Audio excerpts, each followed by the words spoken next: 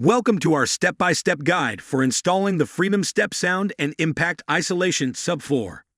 This system produces extremely high STC and IIC ratings, up to STC 71 and IIC 84. Contact the factory for full specifications.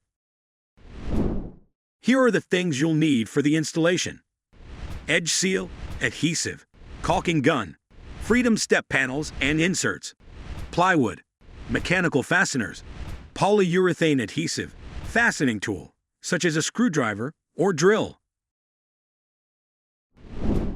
Before you begin, ensure that you have an empty room with finished walls and clean concrete floor.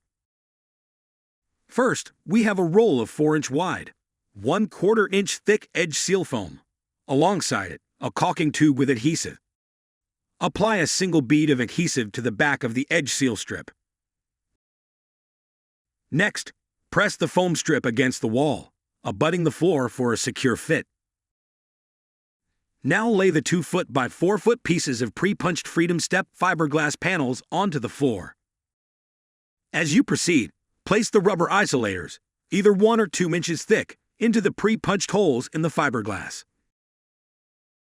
Continue by installing a double layer of 5/8 or 3/4 inch thick plywood over the fiberglass and rubber isolators. Ensure the joints between the layers of plywood are significantly staggered. It is recommended that the plywood be glued and screwed together with screws between 8 and 12 inches on center. It is also recommended that the butt edges of the top layer of plywood get a bead of polyurethane construction adhesive. Once complete, the floor finish of your choice is installed over the top layer of plywood. The installation is now complete and is ready for occupancy for whatever activity is intended for the room. Thank you for watching.